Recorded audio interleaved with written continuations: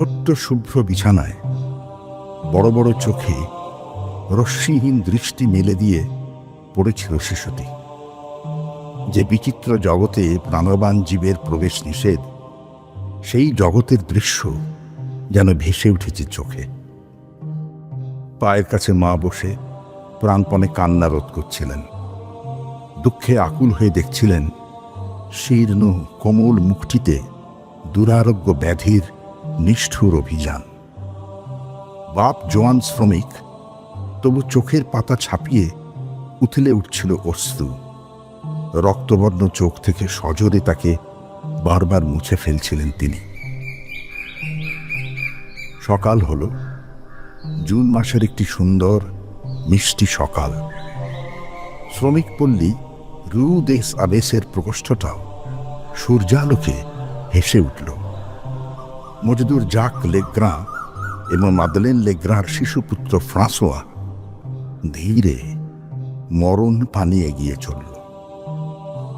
7টি বছর বয়স তার, সোনালি চুল আর গোলাপি গাল, সুস্থ সবল শিশু।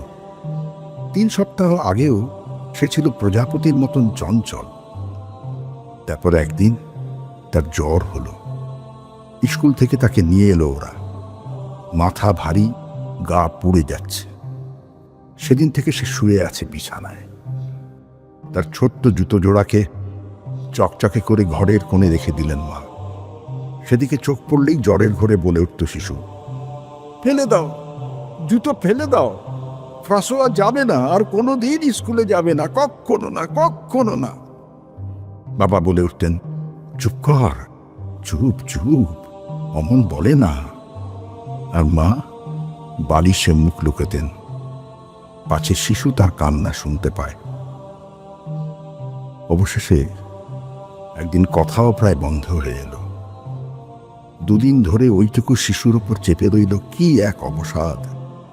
মনে হলো 7 বছরই তার বাঁচবার ইচ্ছে চলে গেছে। মৃত্যুর কাছে সে আত্মসমর্পণ করেছে। ক্লান্ত ব্যথিত ছোট্ট মুখখানা যন্ত্রণায় বালিশের ওপর এপাশ ওপাশ করছে। রক্তশূন্য ওষ্ঠাধর থেকে চিরতরে বিদায় নিয়েছে হাসি।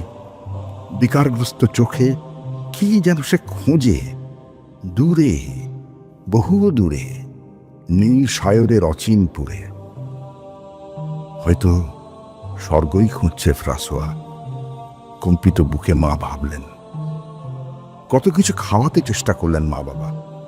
একটু গরম চা, একটু সিরাপ, একটু মিষ্টি। খেল না সে। বাবা বললেন, তোর কিছু চাই ফ্রাঁসোয়া?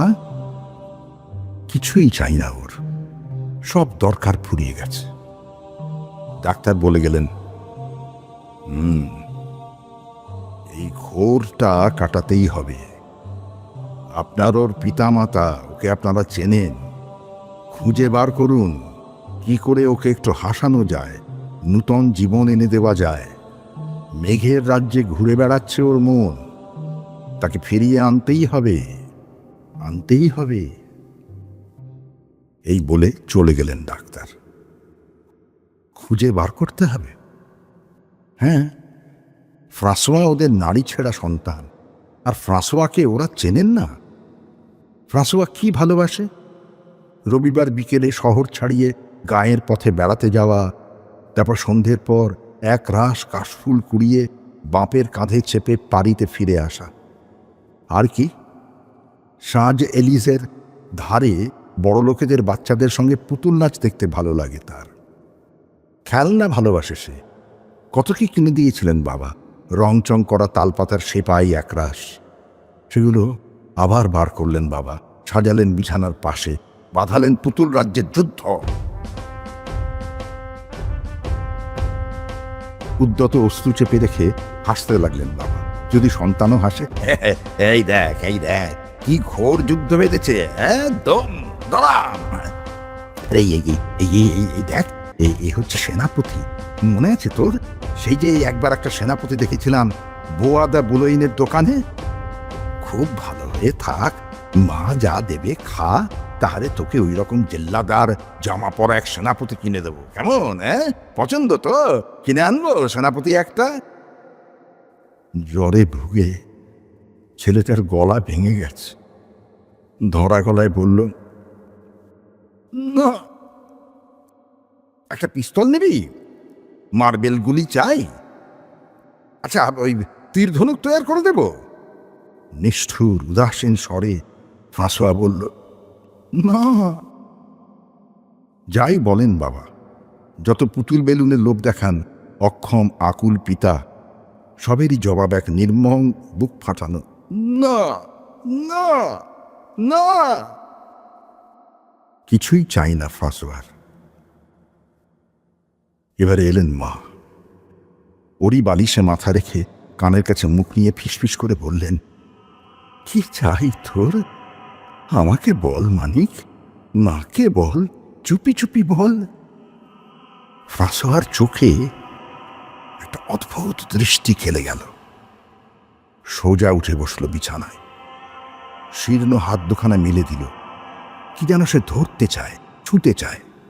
একাধারে আদেশ আর মিনতি ভরা কণ্ঠে বলল, আমি বুম বুম চাই।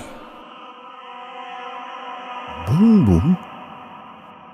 মা এক ভীত সন্ত্রস্ত দৃষ্টি নিক্ষেপ করলেন বাবার দিকে। কি বলছে ছেলে? ভুল বকছে? জ্বরের ঘোরে বুম বুম? বুঝতে পারেন না মা, আর বুঝতে পারেন না বলেই ভয়ে তার গায়ে কাঁটা দিয়ে ওঠে। অবাধ্য দুষ্টু ছেলে ক্রমান্বয়ে বলে চলে, আমি বুম বুম চাই, আমাকে বুম বুম এনে দাও। বুম বুম কই? ভাষা ভাষা স্বপ্নকে এতদিন পরে ব্যক্ত করতে পেরে সে যেন আকুল হয়ে উঠেছে। মায়ের ব্যথা বোঝায় তার সময় নেই। পাগলিনীর মতন মা বাবার হাত চেপে ধরেন, কম্পিত স্বরে বলতে থাকেন, ও গো, কি বলছে গো? ও কি চলে যাবে নাকি?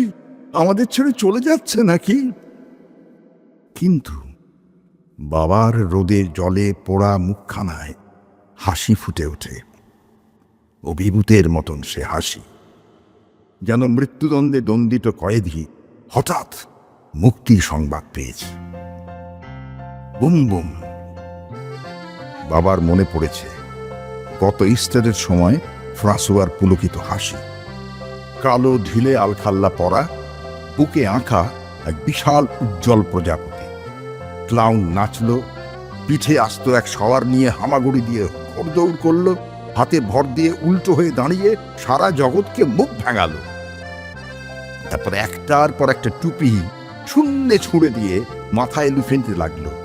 ক্রমে মাথার উপর গজিয়ে গেল টুপির পাহাড়, আর প্রত্যেকটা খেলার শেষে খুব বিজ্ঞের মতন দৈববাণী উদ্গার করলো, বুম বুম। আর সঙ্গে সঙ্গে প্রেক্ষাগৃহ ফেটে পড়ছিল হাততালিতে। দেখে ফ্রাঁসোয়ার কি আনন্দ! বুম বুম, এই বুম বুমকে চায়। থিয়েটারের ভাঁড় বুম বুম। সারা শহরের সবচেয়ে জনপ্রিয় ক্লাউন, সারা দেশের অন্যতম শ্রেষ্ঠ অভিনেতা, তাকেই চাই ফ্রাঁসোয়ার। তাকে পেতে অধীর হয়েছে মন। ছোট্ট শুভ্র বিছানায় শুয়ে অক্ষম অভিমানে শুকিয়ে যাচ্ছে ছেলে। সেদিন বিকেলে জাক লেগ্রাঁ কিনে আনলেন একটা বড় সোনালি ক্লাউন পুতুল। দাম নিল প্রচুর, লেগ্রাঁর 4 দিনের মজুরির সমান। 4 দিনের কেন, 20 দিন, 30 দিন, 1 বছরের মজুরি চাইলেও দিয়ে দিতেন লেগ্রাঁ, বুকের ধনের মুখে একরত্তি হাসি ফোটাতে। শিশু কিছুক্ষণ তাকিয়ে রইল চোখ ঝলসানো পুতুলটার দিকে, তারপর বিষাদগ্রস্ত কণ্ঠে বলল, এ ছাইয়ের বুম বুম, আমি বুম বুম চাই। এই গল্পের পরবর্তী অংশ শুনতে পাবেন আগামী শুক্রবার রাত 8টায়।